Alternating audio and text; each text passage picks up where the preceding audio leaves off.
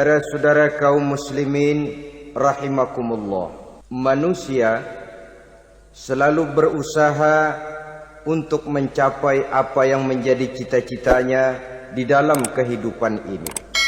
Segala daya dan dana, seluruh waktu dan tenaga, segenap kemampuan dan kekuatan dikerahkan untuk mencapai apa yang dicita-citakan.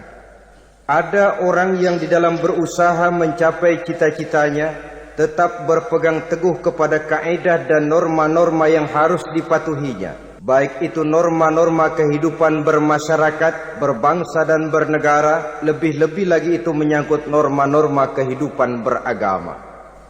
Artinya, di dalam mencapai cita-citanya, dia tetap menghormati dan mentaati halal haram, mengenal hak dan batil, tahu mana yang boleh dan mana yang tidak boleh.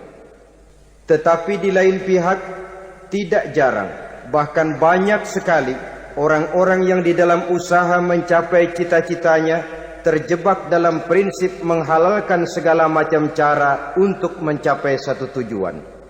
Tidak ada lagi kaedah dan norma-norma yang harus ditaatinya. Ia tidak peduli dengan halal dan haram. Ia tidak kenal hak dan batil. Ia tidak tahu mana yang boleh dan mana yang tidak boleh. Segala cara dilaksanakan asal tujuan tercapai. Maka lahirlah orang-orang yang mengambil jalan pintas dan potong kompas dalam usaha mencapai apa yang menjadi cita-cita dan tujuan dalam kehidupannya. Begitulah kita lihat dalam kehidupan ini. Yang di bawah ingin cepat naik ke atas, sementara yang di atas bertahan tidak mau turun dari tahta dan singgasananya. Maka terjadilah benturan-benturan nilai dan kepentingan. Terbentuklah klik, klan, grup, dan sindikat-sindikat yang menyerupai mafia, di mana nilai objektivitas sudah sangat sulit ditemukan. Yang celakanya lagi, lahirlah budaya jilat-menjilat, upeti, dan lain sebagainya, asal tujuan bisa tercapai. Sementara itu yang miskin ingin cepat menjadi kaya, sedang yang kaya ingin menjadi lebih kaya lagi. Kalau boleh tidak hanya sekedar dia saja yang kaya, anaknya harus kaya. Cucunya tidak boleh miskin dan kere. Bahkan cucu daripada cucunya pun harus jadi orang-orang kaya. Ini keinginan yang wajar. Setiap orang tua tentu tidak ingin meninggalkan anak cucunya dalam keadaan miskin dan terlunta-lunta. Yang tidak wajar kalau keinginan itu membuat orang lalu menghalalkan segala macam cara, menyalahgunakan fasilitas yang dimilikinya, apalagi kalau dia berada dalam satu posisi di mana seharusnya dia memberikan contoh dan keteladanan. Maka akibatnya timbullah krisis wibawa, yang dari krisis wibawa ini mengendorlah disiplin. Sesungguhnya orang lalai, orang tidak mau berdisiplin karena di mukanya, di matanya, dalam pandangannya tidak ada lagi orang yang dianggapnya berwibawa. Dan wibawa itu hilang oleh karena orang merasa tidak ada keteladanan yang patut dijadikan contoh dalam kehidupannya. Inilah sesuatu yang kurang dirasakan di zaman kita sekarang ini. Bukan kurangnya teori, bukan kurangnya segala macam kaedah dan dalil, tetapi yang kita rasakan sekarang ini kurangnya contoh dan keteladanan dari orang-orang yang seharusnya memberikan contoh dan keteladanan itu. Berangkat dari sejarah dan kehidupan Rasulullah sallallahu alaihi wasallam, keberhasilan yang beliau peroleh, salah satu dasar utamanya ialah satunya kata dan perbuatan. Tidak bermental ganda, tidak bermain minyak di atas air, tidak menggunting dalam lipatan. Lidahnya adalah hatinya, ucapannya adalah perbuatannya, dan apa yang beliau ajarkan kepada orang lain, beliaulah pelaksana pertamanya. Saudara-saudara kaum muslimin rahimakumullah. Sementara itu pada sisi lain, yang miskin ingin cepat menjadi kaya, maka ia terjebak dalam prinsip tujuan menghalalkan cara apapun saja dilaksanakan asal dia bisa segera menjadi kaya. Maka salah satu jalan yang banyak dilaksanakan orang untuk mencapai kekayaan tanpa harus peras keringat dan banting tulang seperti umumnya orang adalah melalui satu jenis permainan yang umumnya kita kenal dengan nama judi. Ada dua bentuk dan pola daripada judi. Walaupun seiring dengan kemajuan ilmu pengetahuan dan teknologi canggih, peradaban manusia semakin tinggi, maka jenis macam judi yang dimainkan oleh manusia ikut-ikut menjadi canggih. Tetapi pada umumnya ada dua jenis macam judi itu. Pertama, ada judi yang dilakukan secara langsung, dalam arti seorang petaruh berhadapan dengan bandar atau orang berhadapan dengan orang. Dari judi yang dilaksanakan secara langsung ini, efek negatif yang segera bisa kita lihat dengan nyata. Pertama, timbulnya rasa dendam dan permusuhan. Walaupun orang nampak duduk berhadap-hadapan, walaupun kelihatannya mereka tertawa satu sama lain, tapi yakinlah itu cuma sekedar kulit saja. Pikiran yang ada dalam benak tiap-tiap orang yang terlibat dalam perjudian tidak lain ialah bagaimana saya bisa mengalahkan lawan main saya. Akibatnya tentu bisa kita pastikan akan timbullah dendam dan permusuhan bagi yang kalah, akan timbullah rasa sombong dan menganggap remeh orang lain bagi yang menang. Yang kedua, lalainya orang kepada apa yang menjadi tanggung jawab dan kewajibannya. Orang bisa lupa kepada anak dan istri. Kalau kepada anak dan istri saja sudah bisa lupa, apalagi kepada yang lain. Sebab anak dan istri memang merupakan bagian daripada kehidupan kita. Konon lagi saudara, konon lagi keluarga yang lain, anak istri saja bisa terlupakan oleh penyakit dan permainan yang bernama judi ini. Yang ketiga, hilangnya rasa sayang kepada harta. Harta yang didapatnya dengan peras keringat dan banting tulang. Mungkin pergi pagi dan pulang sore. Setibanya dia di meja judi, apalagi uang tadi sudah bertukar dengan dalam bentuk koin, maka rasa sayang kepada harta itu tidak akan pernah ada lagi. Tetapi saudara-saudara, bagaimanapun juga, judi dalam artian langsung semacam ini hanya melibatkan orang-orang tertentu. Artinya selektif. Ada judi yang lebih berbahaya daripada jenis ini, perjudian massal. Taruhlah roulette dan kasino itu judi. Tetapi judi jenis roulette dan kasino ini bahayanya hanya untuk orang-orang tertentu yang memang sudah mapan, kelompok elit. Masa iya bocah angon di kampung main roulette? Apa ia yang tinggal di pinggir kali kenal kasino? Ya entahlah kalau kasino Prambos ya. Dari judi massal semacam ini lahirlah penyakit yang dinamakan tulul amal. Tulul amal, orang yang terlalu panjang angan-angan. Bukan tidak boleh orang bercita-cita, sebab cita-cita itu perlu. Katanya manusia tidak makan masih bisa hidup 1 bulan lebih. Manusia tidak minum masih bisa hidup 3 hari lebih. Tapi manusia tidak punya cita-cita 1 jam pun dia tidak akan bisa hidup. Karena faktor yang membuat kita bergairah menghadapi kehidupan, faktor yang mendorong kita untuk tetap berusaha dan tegar menghadapi resiko, karena adanya cita-cita di dalam kehidupan kita. Tetapi cita-cita tanpa direalisir dengan usaha, cita-cita yang tidak berangkat dari kemampuan yang ada, pada akhirnya hanya akan merupakan cita-cita yang mengawang, tidak akan terwujud dalam kenyataan, dan akan membentuk manusia menjadi orang yang tulul amal, panjang angan-angan, terlalu muluk keinginan, tidak berangkat dari kemampuan dan kesanggupan yang ada pada dirinya sendiri. Maka penyakit inilah yang telah menghasilkan dan melahirkan penghayal-penghayal kelas berat, tukang-tukang ngelamun kelas tinggi yang hidup di angkasa luar. Dan sejarah belum pernah mencatat ada orang menjadi kaya karena judi, itu belum pernah.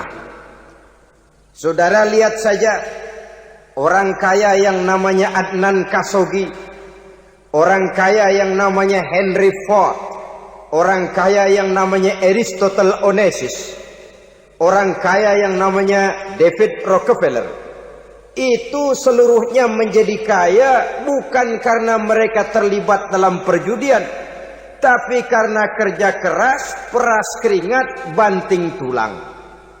Dan itu dimulai sejak mereka masih remaja. Sehingga ada pepatah mengatakan, many a great man start as a newspaper boy, katanya.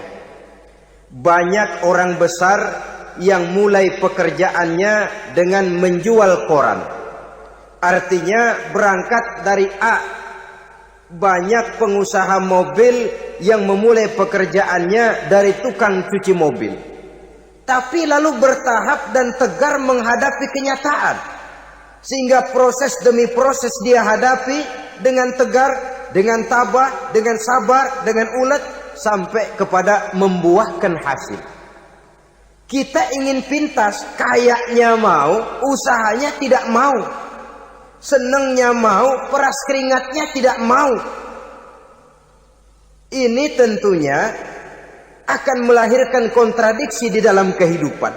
Maka dari jenis perjudian massal semacam ini lahirlah penyakit tulul amal, panjang angan-angan, terlalu muluk cita-cita. Bayangkan saja kalau ini terjadi secara massal, menimpa nasib rakyat kita di pedesaan yang jauh dari keramaian. Tiap hari mereka didina-bobokkan oleh gambaran tentang akan diperolehnya uang dalam jumlah yang banyak dengan angka nol yang berentet. Tiap hari mereka melihat angka-angka itu. Mereka lambat laun akan terseret dalam arus tulul amal ini. Panjang angan-angan, muluk cita-cita, hanya dengan mengandalkan meja perjudian. Akibatnya timbul penyakit yang kedua, yang ketiga, yaitu malas berusaha. Orang kalau sudah terlalu asik berkhayal, menghitung bintang di langit, malas berusaha. Kalau ada temannya kerja jadi buruh kasar, bawa hasil yang merupakan jerih payah dan peras keringat dia, 1 minggu bergaji 10-15 ribu, diketawain. Apaan gaji lu 10 ribu, 15 ribu? Entar gua nih kalau tembus 100 juta, entar. Yang 10 ribu dan 15 ribu keringat orang itu dihina, itu dicela. Tetapi dia selalu menghitung, entar nih gua. Entarnya wallahu a'lam. Saudara hadirin yang saya muliakan, timbullah sikap malas. Padahal di tengah negara sedang membangun di berbagai bidang kehidupan. Maka sifat malas ini merupakan musuh kita. Baik mengejar kemiskinan, baik mengejar kebodohan dan keterbelakangan kita di sektor-sektor lainnya. Alangkah akan terganggunya roda pembangunan di negara kita ini jikalau sebagian besar rakyat dihinggapi oleh penyakit malas, yang malas ini dilatar belakangi oleh penyakit tulul amal, terlalu muluk angan-angan, yang angan-angan ini dinina-bobokkan oleh keinginan untuk mendapatkan untung yang besar tanpa peras keringat dan banting tulang. Sasaran yang lebih jauh, dan ini yang paling kita khawatirkan, hancurnya kubu-kubu pertahanan moral daripada bangsa kita. Kita sependapat bahwa lebih penting daripada membangun jembatan adalah membangun manusia yang membangun jembatan. Bahwa lebih penting daripada mengaspal jalan raya adalah membangun mental manusia yang melaksanakan pengaspalan itu. Dengan kata lain, membangun dan mempersiapkan manusia pembangunan. Tanpa itu, maka saya merasa khawatir kalau nanti kita tidak akan sampai kepada target yang kita harapkan oleh karena kandas di tengah jalan.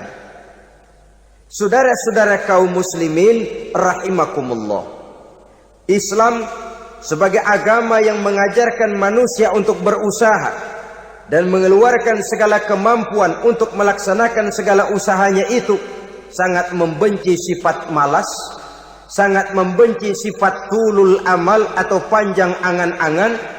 Dan oleh karena judi melahirkan dua sifat itu, Islam sangat menganjurkan pengikutnya untuk menjauhi segala macam jenis perjudian, baik yang terang-terangan maupun yang dilakukan secara samar-samar, tidak ketara, judi canggih sesuai dengan canggihnya teknologi daripada manusia itu sendiri. Ini adalah penyakit yang meracuni masyarakat manusia dari sejak berpribadi, bertetangga, berumah tangga, sampai kepada berbangsa dan bernegara. Dan kasus-kasus yang timbul sudah cukup banyak, yang tidak mungkin lagi kita katakan hanya sekedar bersifat kasuistis, bersifat kasus-kasus kecil saja. Sebelum riaknya naik ke permukaan, marilah kita membuat benteng untuk masing-masing pribadi muslim memelihara dan menjaga diri, jangan terseret dalam permainan yang bernama judi, apapun bentuknya, bagaimanapun cara dan ragamnya. Karena jelas bahayanya lebih besar daripada manfaatnya.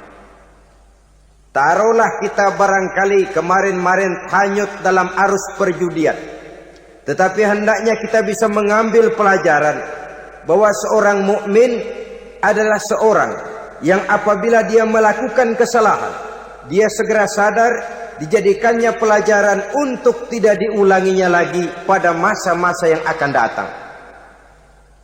Dengan sikap semacam itu, kita tidak lagi akan mengulangi kesalahan-kesalahan lama, dan grafik kehidupan kita dari hari ke hari akan makin menunjukkan hal-hal yang baik dan positif adanya. Saudara-saudara kaum muslimin rahimakumullah, kalau ABRI masuk desa, rakyat beruntung. Kalau jaksa masuk desa, rakyat bahagia. Kalau koran masuk desa, rakyat ikut jadi cerdas. Tapi kalau judi masuk desa, rakyat kiamat. Pembangunan akan terbengkalai, roda perekonomian akan lesu. Karena mestinya orang membelanjakan uang untuk sesuatu yang dia perlukan, akhirnya dia belanjakan untuk sesuatu yang dia tidak perlukan, karena gambaran, khayalan akan mendapat keuntungan yang jauh lebih besar lagi. Padahal istilah orang-orang tua kita dulu, lebih baik makan singkong betulan daripada makan roti ngimpi. Artinya, uang yang 1.000-2.000 rupiah itu lebih baik dibelikan beras, dimasak, makan bersama anak dan istri, terasa nikmat dan halalnya, ketimbang beli kertas lalu ngelamun, menghayal, menghitung yang bukan-bukan. Itu kertas dibolak madep ulon, dibolak madep mudik, diputar sana, diputar sini, akhirnya palanya ikut muter. Kira-kira apa yang cocok? Masih belum puas, kertas dilihat, orang gila ditanyain. Sudah tahu waras, orang gila yang ditanya. Masih belum puas, nanya orang gila, tidur di kuburan. Allahu Akbar. Padahal di rumahnya tempat tidurnya empuk, anget, nggak ada nyamuk. Kuburan, tidur di kuburan. Dampak-dampak negatif yang semacam ini pada gilirannya mau atau tidak mau akan menyeberang kepada garis akidah, membahayakan dan mengancam nilai-nilai tauhid yang kita miliki. Sudah kertas dibolak-balik, tidak puas, orang gila ditanya. Orang gila ditanya belum maram, tidur di kuburan. Barangkali ada bisikan.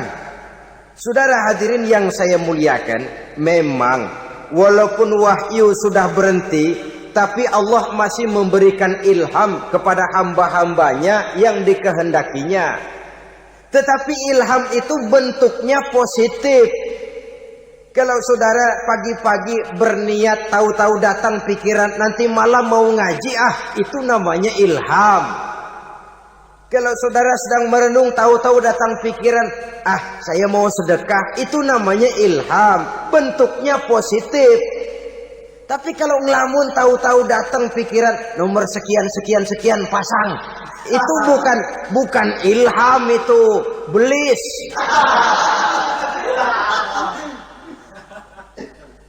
Saudara hadirin yang saya muliakan, tidak puas tidur di kuburan, cari yang lebih paten lagi, dukun ditanya.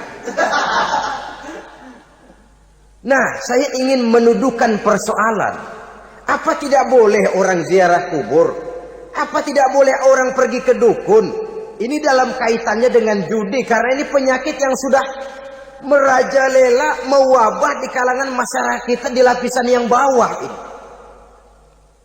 Saudara hadirin yang saya muliakan, ziarah kubur bukan saja boleh, malah dianjurkan oleh Nabi. Tetapi ziarah kubur yang dianjurkan oleh Nabi itu dengan tujuan pertama, agar orang ingat kepada mati. Kafa bil mauti wa'izah, kata Nabi. Cukup dengan mengingat mati menjadi pelajaran bagi kamu semua. Maka etikanya diajarkan, kalau saudara ziarah kubur, sampai di depan pintu kubur itu kan, Assalamualaikum ya ahlal kubur wa inna insyaallahu bikum lahikun. Kami satu saat insya Allah pasti akan menyusul kamu. Kalau kamu sekarang berbaring di sini, satu saat kami akan berbaring di sini. Ziarah kubur mengingatkan orang kepada mati. Orang yang ingat kepada mati, gaya hidupnya lain dengan orang yang tidak ingat mati. Nah, orang kalau nggak ingat mati, gaya hidupnya nggak terkontrol. Kalau dia berkuasa, Fir'aun, itu nggak ingat mati. Kalau dia kaya, Korun. Sudah gambarannya nggak merupakan gambaran-gambaran yang baik. Orang yang ingat mati, dia berkuasa, dia berlaku adil. Satu saat saya akan mati dan ini akan dimintakan pertanggungan jawab. Orang kaya ingat mati, dia akan jadi pemurah. Kenapa? Kalau saya diberikan ilmu, pertanyaan akhirat cuma satu, ilmumu kau amalkan untuk apa? Kalau saya diberikan umur panjang, pertanyaan akhirat cuma satu, umurmu kau habiskan di mana? Tapi jikalau saya diberikan harta, pertanyaan akhirat ada dua, hartamu kau dapat dari mana, kau belanjakan kemana? Depannya ditanya, belakangnya ditanya, dapat dari mana, dibelanjain kemana? Sebab dua-duanya berkaitan dengan kegiatan. Kadang-kadang dapatnya dari jalan yang baik, tapi keluarnya ke tempat yang tidak baik, itu pun tidak betul. Atau dapatnya dari yang tidak baik, tapi dibelanjakan untuk yang baik, itu pun tidak bisa diterima. Oleh karenanya, dengan mengingat mati, gaya hidup seseorang jadi terkontrol karenanya. Yang kedua, dianjurkan kita untuk berziarah kubur itu mendoakan orang-orang yang sudah meninggal. Mal mayyitu fi qabrihi illa kal gharikil mutaghawis, kata Nabi. Orang yang sudah meninggal itu di alam barzakhnya adalah seperti orang yang tenggelam di lautan, menunggu doa dari keluarganya yang masih hidup. Apakah itu anaknya, kemenakannya, cucunya, dan lain sebagainya. Adapun yang kalau kita ziarahi itu kuburnya orang-orang yang kita tahu merupakan orang soleh, orang yang berjiwa bersih, yang kita kenal ketakwaannya kepada Allah Subhanahu wa ta'ala, tidak ada salahnya kita bertabarruk, asal jangan dengan satu keyakinan bahwa dia secara mandiri bisa mendoakan kita. Dia hanya bisa melakukan itu hanya dengan izin Allah. Nah, umumnya orang kalau sudah ziarah ke kubur-kubur keramat itu, Allahnya kelupaan. Itu yang dikhawatirkan merusak dan mengganggu akidah. Sehingga di awal-awal perkembangan Islam, Nabi pernah melarang orang ziarah kubur itu. Ini bisa kita simak dari hadis, kuntu nahaitukum an ziyaratil qabri fazuruha. Dahulu aku pernah melarang kamu untuk ziarah kubur. Adapun sekarang kalau mau ziarah, ziarahlah kamu. Kata-kata dulu aku pernah melarang kamu itu menggambarkan bahwa pada permulaan perkembangan Islam, nilai keimanan para sahabat masih rapuh, masih lemah, masih memerlukan pembinaan. Sehingga kalau mereka sering ke kubur, dikhawatirkan mereka minta kepada kubur. Nah, tetapi tatkala nilai keimanannya sudah mapan, sudah kuat, kata Rasul, fazuruha. Adapun sekarang kalau mau pergi berziarah, ziarahlah kamu. Saudara hadirin yang saya muliakan, jadi jangan melupakan Allah. Saya bisa saja berkata, kalau saya misalnya pakai cincin, lalu saya bilang, saya sejak pakai cincin ini, jangan anak gadis, nenek-nenek ngelihat saya lemes. Atau sejak pakai cincin ini, dagangan laris bener. Cincin itu yang menggelincirkan akidah. Untuk tidak tergelincir, orang harus tidak melupakan Allah. Dia bisa berkata, alhamdulillah, Allah memberikan keistimewaan kepada batu cincin saya. Batu cincinnya tidak apa-apa, Allah yang memberikan keistimewaan. Ini dalam bentuk yang langsung. Dalam bentuk yang tidak langsung kita bisa lihat, misalnya kalau petani ditanya, ini bisa panen besar ini rahasianya apa, Pak? Oh, pupuk urea, pupuk urea. Nah, Allah nomor 16.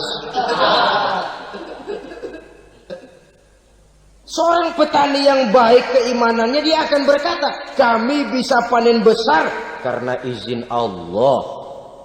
Lah, kalau pupuknya mah pakai pupuk urea, izin Allahnya dulu, baru kemudian pupuknya nyusul. Jadi sebenarnya bukan cuma pergi ke dukun yang bisa merusak keimanan, pergi ke dokter juga bisa loh merusak keimanan. Kalau berkeyakinan bahwa dokter itulah yang memberikan sembuh, kenapa akidah saudara tidak tergelincir karenanya? Dokter hanya memberikan obat dan resep, sembuh itu datangnya dari Allah. Ini yang diungkapkan lewat lisan Nabi Ibrahim alaihi salam, wa idza maridtu fahuwa yashfini. Apabila aku sakit, dialah Allah yang memberikan sembuh. Memberikan sembuh. Jangan juga menyalahartikan ayat ini. Ada ayat begini sakit terus nekat. Udah nggak usah berobat dah, memang penyakit dari Tuhan. Ntar waktunya baik ya baik dah. Udah ampeg terus dah. Orang yang berobat saja belum tentu sembuh, apalagi yang tidak berobat. Sama juga orang nggak sembahyang kita ajakin ngotot, lo juga yang sembahyang belum tentu masuk surga katanya. Lah yang sembahyang belum tentu masuk surga, bagaimana cengoran lo yang nggak sembahyang?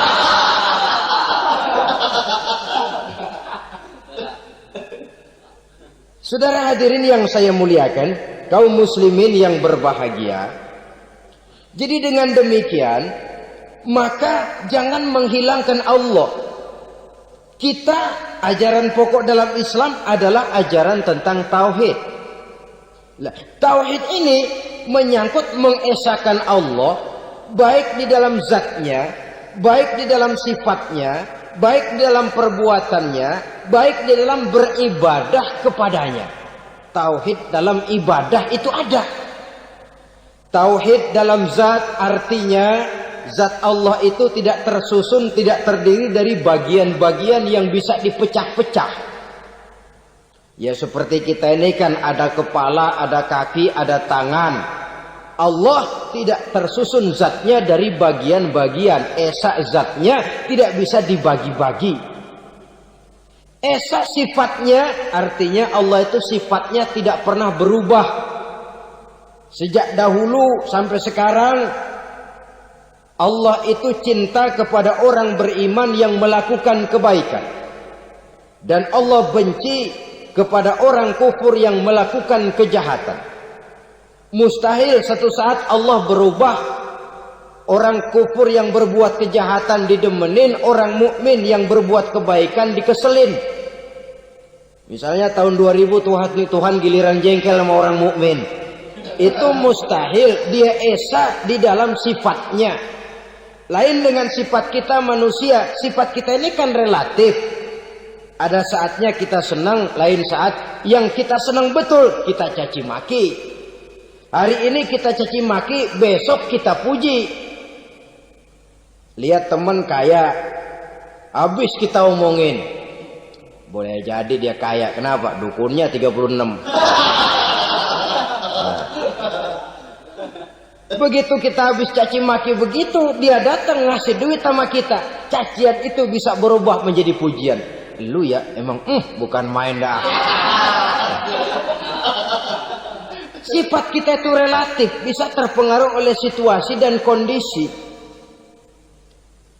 Saudara hadirin yang saya hormati, kaum muslimin yang berbahagia, Allah juga esa di dalam perbuatannya. Artinya di dalam menciptakan apapun yang akan diciptakan oleh Allah, di dalam melakukan apapun yang akan dilakukan oleh Allah, tidak terikat kepada faktor lain, tidak memerlukan bantuan lain. Dia adalah mutlak. Nah, kemudian kita mengesahkan Allah dalam zatnya, mengesahkan Allah dalam sifatnya, mengesahkan Allah dalam perbuatannya. Belum tentu berarti kita mengesahkan Allah dalam ibadahnya. Sebab banyak orang yang yakin betul Allah itu esa, teguh dengan pendiriannya. Tuhan lu siapa? Allah. Allah bagaimana? Esa. Bagaimana kalau 2? Kagak. 3? Enggak. Mantap. Soal tahlil paten. Tapi dalam ibadah kadang-kadang dia tidak mentauhidkan Allah. Ini makna wa ma umiru illa liya'budullaha mukhlisin. Kami tidak memerintahkan kepadamu kecuali untuk beribadah kepadaku, kata Allah, dengan ikhlas. Beribadah kepada Allah dengan ikhlas itu artinya apa? Beribadah hanya untuk Allah saja. Nah, kalau hanya untuk Allah saja, lalu kita minta berdoa di depan kuburan orang yang soleh, apa syirik? Tidak syirik. Kalau kita berkeyakinan bahwa orang tempat kita memanjatkan doa itu hanya bisa mendoakan kita dengan izin Allah. Dia sendiri tidak punya kekuasaan apa-apa. Tanpa izin Allah, dia tidak bisa berbuat apa-apa. Itu tidak menyebabkan orang menjadi syirik. Sama saja dengan kalau saya berkata tadi, alhamdulillah Allah telah memberikan keistimewaan kepada batu cincin saya. Apa salahnya Allah memberikan keistimewaan kepada benda-benda mati? Allah memberikan keistimewaan kepada Hajar Aswad, benda mati. Allah memberikan keistimewaan kepada Masjidil Haram, benda mati.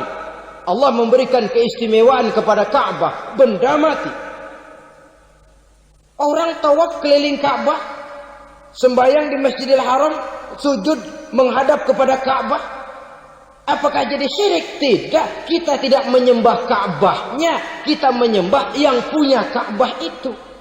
Nah, di sini kita lihat bahwa fungsi Ka'bah hanya merupakan wasilah. Tapi kalau Allahnya kita hilangkan, jadilah kita penyembah batu. Hanya saja batu itu berbentuk 4 bernama Ka'bah. Sa'i, orang yang melaksanakan haji, lari-lari antara Safa dan Marwah, amalan apa itu? Seakan-akan kita menghormati bukit-bukit, gunung-gunung. Tapi bukan itu yang kita tuju dalam pelaksanaan sa'i itu. Yang kita tuju adalah ini perintah Allah. Allahnya yang diutamakan. Maka hal semacam ini tidak menyebabkan orang menjadi syirik dan tergelincir dari tauhid. Tapi kalau ziarah kubur dengan niat cari buntutan, cari nomor yang cocok, ini niatnya saja sudah salah.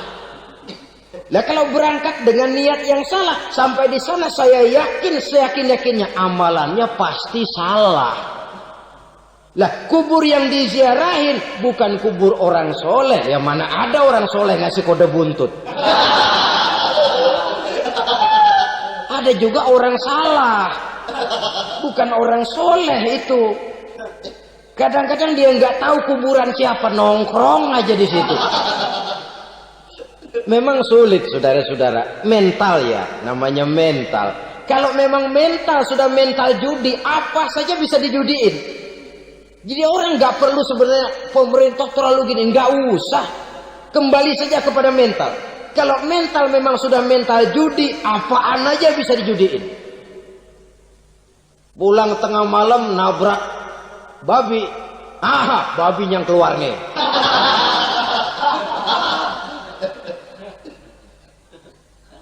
Mobil lewat nomornya bisa dijudiin. Bajai lewat bajai bisa dijudiin. Mental. Kalau memang mental sudah mental judi, apapun saja bisa dijudikan. Saudara hadirin yang saya muliakan, lalu bagaimana dengan dukun? Ya, saudara hadirin, pergi ke dukun hakikatnya sama dengan pergi ke dokter. Orang berusaha melaksanakan yang namanya syariat, hakikatnya kembalikan kepada Allah. Syariatnya kita laksanakan. Tetapi, nah ini tetapi. Yang pertama, saudara harus tahu betul dukunnya itu. Bayang apa enggak? Agamanya kuat apa enggak? Sebab, ya tentu tidak ada dukun yang jelek. Karena pada umumnya, penyakit dukun itu kan nyohor. Iklan lewat koleha-kolehanya. Kita bisul kecil, datang. Kata dukun, ini si kecil kemarin bisul kayak kelapa 5 menit baik. 5 menit padahal kemarin kagak ada yang datang. Diolah sedemikian rupa supaya orang mantap. Jadi jangan asal sembarangan. Kadang-kadang lihat potongan dukunnya aja kita ngeri. Mukanya sudah kremot, nggak pernah tersentuh air wudhu. Jangankan air wudhu, mandi aja jarang. Yang kayak begini yang dipegang mati-matian, yang dipercayai habis-habisan, akan kita kemanakan tauhid kita ini? Apalagi kalau perginya sudah dengan niat mencari nomor yang jitu. Itu saya katakan lagi tadi, berangkat saja sudah dengan niat yang salah. Orang berusaha silakan. Sama juga kita ke dokter. Oleh dokter kan setelah diperiksa penyakit kita, lalu dianalisa, ini penyakitnya ini. Kemudian diberikan obat. Lah, obat itu kan tentu ada aturan minumnya tuh. Yang kapsul ini sehari 3 kali, yang tablet ini sehari 2 kali. Kalau kita minumnya kelebihan, overdosis namanya. Saking pengen cepet baik, sekali minum 10 tablet. Ya memang nggak sakit-sakit lagi, tapi nggak hidup sudah. Habis. Kita pun dalam melaksanakan amalan hidup beragama begitu. Saudara datang kepada kiai, orang-orang soleh, meminta amalan, wiridan, itu jangan sampai overdosis. Tidak sesuai dengan kemampuan pribadi. Wong masih SD sudah minta matematika kelas SMP, celeng. Baru SMP sudah minta diajarkan filsafat kelas perguruan tinggi, semaput. Kenapa? Daya tampungnya nggak kuat. Emang ukuran secangkir, minta disini seember, ya luber. Lebihnya nggak cukup. Kenapa? Yang diberikan, yang diamalkan tidak sesuai dengan makomnya, tidak sesuai dengan kemampuan yang ada pada dirinya. Saudara hadirin yang saya muliakan, akhirnya apa? Mencelakakan dirinya sendiri, ngawur. Baru sembahyang seminggu udah ngaku ketemu malaikat. Sembahyang ditemenin malaikat lah, sembahyang baru seminggu mulai. Itu malaikat iseng amat. Ya walaupun kalau Allah izinkan tidak mustahil, tapi kan tidak logik. Orang yang melaksanakan ibadah puluhan tahun memerlukan riyadhah dan latihan, khusyuk dan tawadhu, penuh tazallul, merendahkan diri di hadapan Allah, belum tentu mendapat karunia yang semacam itu. Saudara hadirin yang saya muliakan, jadi dengan kata lain, yang pertama, lihatlah dulu kualitas dukun yang akan saudara datangi itu. Ini kualitas black apa kualitas white? Aspal apa cat putih? Sehingga jangan sampai kita salah pilih. Sebab biasanya orang kalau sudah hanyut di kali, rumput pun dia pegangin. Dia tahu kalau rumput tidak akan bisa menahan bobot badannya, tapi karena posisinya posisi terjepit, rumput pun dia pegang. Ini satu gambaran psikologis betapa orang dalam keadaan panik, kepepet, kejepit, yang tidak mestinya dipegang pun akan dipegangnya juga. Walaupun dia tahu itu tidak akan bisa menahan bobot badannya, namun dipegangnya juga. Oleh karenanya, yang pertama, lihat dulu kualitas dukunnya. Yang kedua, saudara-saudara, jangan berkeyakinan bahwa dukun itulah yang memberikan permintaan saudara. Si dukun hanya bisa dengan izin Allah. Nah ini kuncinya. Kalau izin Allahnya dihilangkan, dan ini yang jarang. Biasanya kalau kita diajak ke dukun, di sono aja no paten banget. Abah ano, abah ini, abah ano, abah-abah. Lah, lalu pikiran kita kan terfokus.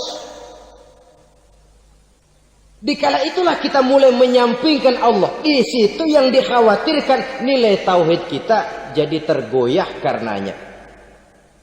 Bahwa orang yang kita datangi, yang kita kenal kesolehan dan ketakwaannya, hanya bisa memberikan pertolongan dengan izin Allah. Dengan izin Allah dia doakan kita dan doanya kabul. Dengan izin Allah dia penuhi hajat kita dan hajat kita jadi terlaksana, jadi kenyataan dengan izin Allah. Sebab Allah itu memberikan keistimewaan. Ada waktu istimewa, ada tempat istimewa, ada jam istimewa. Kenapa sih sedekah hari Jumat dengan sedekah hari Kamis pahalanya kok lebih besar hari Jumat? Karena itu waktu istimewa. Kenapa untuk sembahyang sunnah dianjurkan sepertiga malam yang terakhir? Karena itu waktu istimewa. Kenapa doa di Multazam, di dekat Hajar Aswad, di Hijr Ismail, di Raudhah dikabulkan Allah? Karena itu tempat istimewa. Memang kadang-kadang ada orang berkata, kalau mau berdoa kenapa mesti di kuburan wali? Di rumah juga berdoa, Tuhan dengar. Betul, Tuhan dengar, bahkan tidak berdoa pun Allah tahu isi hati kita. Tapi soal dikabulkan atau tidak, itu hak Allah. Dan Allah memberikan fasilitas kepada tempat-tempat tertentu dan istimewa. Dan itu diajarkan oleh Nabi. Di Raudhah perbanyak doa. Kenapa? Itu tempat yang mustajabah. Artinya Allah memberikan keistimewaan kepada tempat-tempat tertentu. Dalam konteksnya dengan ini, makom para aulia, para wali, para ulama soleh, tidak ada salahnya kita berdoa di sana, bertawassul, bukan meminta kepada si kiai, bukan meminta kepada si ulama, bukan meminta kepada si wali, meminta kepada Allah melalui tempat yang orangnya kita yakin dekat dengan Allah. Walaupun Allah tidak memerlukan perantara, itu jelas. Allah tidak memerlukan calo, memang. Tapi Allah menyediakan waktu dan tempat-tempat istimewa. Itu harus kita manfaatkan untuk mendekatkan diri dan berdoa kepadanya. Saudara-saudara kaum muslimin rahimakumullah. Saya kembali dalam konteksnya dengan dukun yang akhir-akhir ini jadi populer karena merajalelanya judi sampai kepada desa-desa. Pedesaan-pedesaan terpencil yang akibatnya menjauhkan orang dari nilai tauhid. Padahal benar kalau orang berkata kadzabal munajjimun walau sodaku. Tukang-tukang ramal itu bohong walaupun benar. Kalaupun betul kebetulan. Itu maksudnya bohong walaupun betul. Betulnya betul kebetulan. Maka para remaja itu biasanya gemar kepada membaca bintang Anda minggu ini. Kan begitu toh? Nah, apa Aries, apa Virgo, apa Leo dan sebagainya. Dan itu memang menarik untuk dibaca. Rezeki sebelah kulon. Asmara anget. Saudara hadirin, hal yang semacam ini boleh saja untuk dibaca, tapi tidak untuk diyakini kebenarannya. Boleh saja untuk dibaca, tapi tidak untuk diyakini kebenarannya. Karena meyakini kebenarannya sama saja dengan mendahului Allah. Dan itu bisa menggelincirkan nilai-nilai tauhid kita. Tauhid dalam ibadah saya katakan tadi, menyembah hanya kepada Allah. Bermohon hanya kepada Allah dengan menggunakan fasilitas-fasilitas yang disediakan oleh Allah, baik berupa waktu maupun tempat-tempat tertentu. Dan orang-orang ya, kalau waktu dan tempat saja ada yang diberikan keistimewaan oleh Allah, padahal tempat itu benda mati, apalagi manusia yang merupakan makhluk hidup. Saudara hadirin yang saya muliakan, saudara-saudara kaum muslimin yang berbahagia. Sehingga dengan demikian kita tetap menjaga nilai-nilai akidah.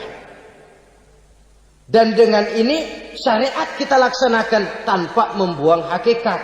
Sebab hakikat tanpa syariat itu kosong. Syariat tanpa hakikat juga tidak ada tujuan.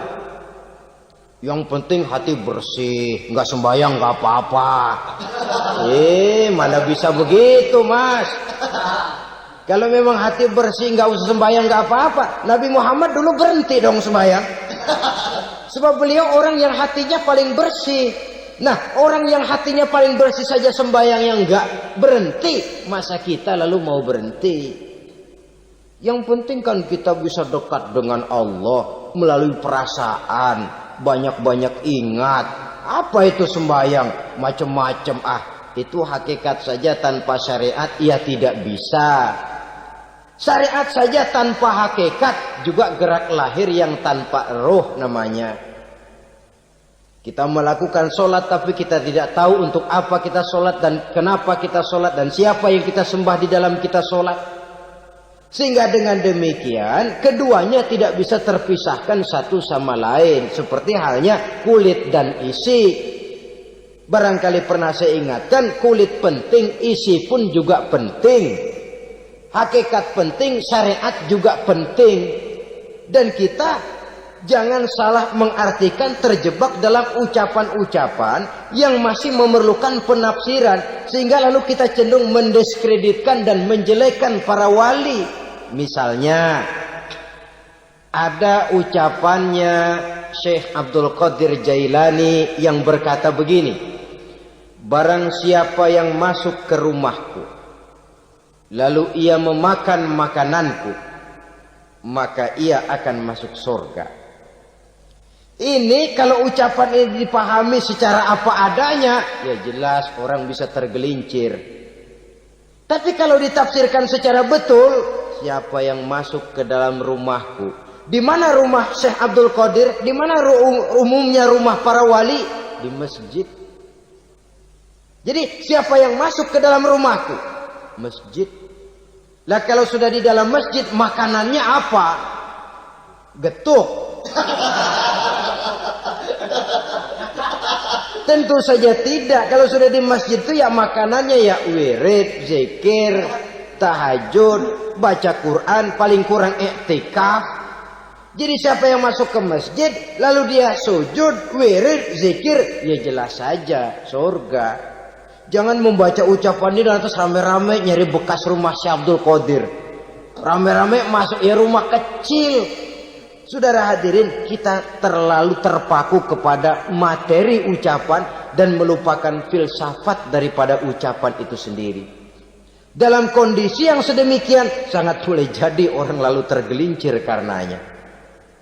Oleh karena itulah saudara-saudara, saya kembali kepada satu prinsip, bahwa sebenarnya dengan tidak perlu menyalahkan pihak-pihak lain, mari kita kembali kepada sikap mental kita sebagai muslim. Kalau mental memang sudah mental penjudi, apapun bisa dijudikan. Tapi kalau mental itu tidak ada, walaupun di kiri kanan dan depan belakang banyak dibuka tempat-tempat perjudian, saya yakin kita akan mampu menahan dan menjaga diri. Sikap mental inilah yang memerlukan pembinaan dari kita semua.